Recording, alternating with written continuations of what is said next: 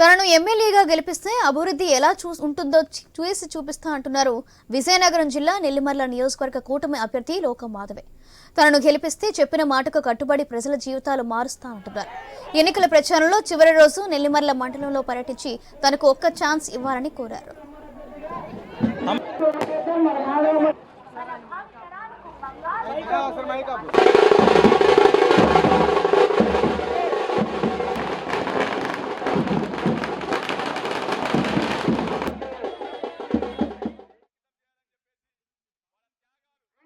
నుంచి 3000 చేయడానికి జగన్మోహన్ రెడ్డికి ఎన్నాళ్ళు పట్టిందమ్మా?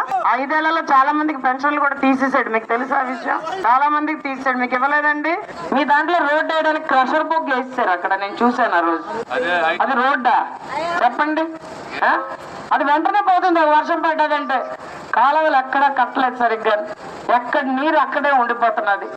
మీకు తెలుసు, సమస్యలన్నీ తెలుసు, కానీ మూర్ఖంగా ఆలోచిస్తారు. మళ్ళీ ఎందుకు ఆలోచిస్తారు నాకు అర్థం అవ్వదు.